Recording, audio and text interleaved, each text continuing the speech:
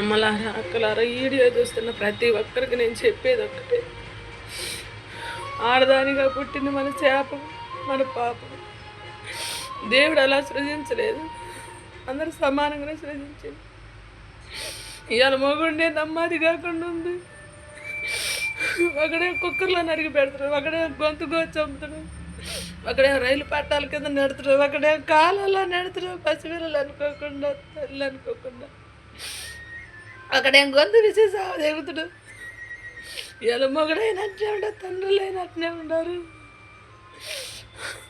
స్కూల్లో యాజమాన్యం కాదు, పిల్లలు వేసుకొని సాగుతాం.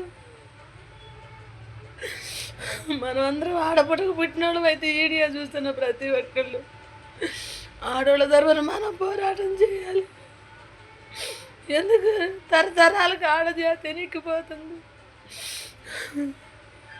పిల్లలు అనుకోట్లా, భార్య అనుకోట్లా, ఎవరు నమ్మి మనం వెనకిడితే పోవాలి. ఇవన్నిటికి కారణం పోలీసులే. ముందు పోయి మనం కేసు పెట్టినప్పుడు భార్య భర్త కేసు అని బట్టి కొట్టి పడేస్తారు. కానీ ఆ భర్తే భార్యను చంపుతుంటే తర్వాత ఒక 3 నెలలు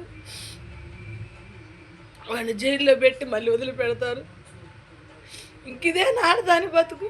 ఆడది బతికే భూమి మీద బతికేది లేదా? ఆడదానికి బ్రతుకు లేదా? అక్కలారా, చెల్లెళ్ళారా, అందరికీ నా విజ్ఞప్తి ఒకటే, నా బాధ, నా వేదన మీ అందరికీ అర్థమైనట్టయితే ప్రతి ఒక్కరి వీడియో చూస్తున్న వాళ్ళందరూ కూడా ఒక్కసారి మనసు పెట్టి ఆలోచించి పోలీసుల్ని మనం ఖండిద్దాం. పోలీస్ స్టేషన్ కాడ ధర్నాలు చేద్దాం. పోలీసులు వాళ్ళకి బుద్ధి చెప్పు. చిన్న గొడవ అయినప్పుడు మనం కేసు పెడతాం. ఇంట్లో బాధలు తట్టుకోలేక మితిమీరినప్పుడు మనం కేసు పెడతాం. కానీ వాళ్ళు పట్టించుకోరు. భార్య భర్త గొడవని కొట్టేస్తారు. ఆ భర్త ఇవాళ భార్యను చంపుతుంటాడు. నిన్న కాలంలో 7 నెలల బాబు భార్యని వాడు పోతా బండి మీద నుంచి కాలంలో నెట్టిపోయాడు. ఆ తల్లిదండ్రి పల్నాడు జిల్లా నసరావుపేట పాలపాడిపోయే రోడ్లో కాలంలో నెట్టిపోయాడు. ఇలా భర్తను నమ్మి వెనక్కి పోయే రోజులు కాదు.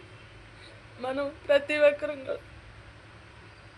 జాగ్రత్తగా ఎవరు నమ్మకుండా ఒకటి పోలీసులు మాత్రం మనం ఖండిద్దాం. మీ అందరూ సమ్మతించినట్లయితే ఈ వీడియో చూస్తున్నవారు నాకు జవాబు ఇవ్వగలరంటూ ఆడవారి అందరి తరపున నా విజ్ఞప్తి ఇదేనంటూ వేదనతో బాధతో వీడియో చేస్తున్నా.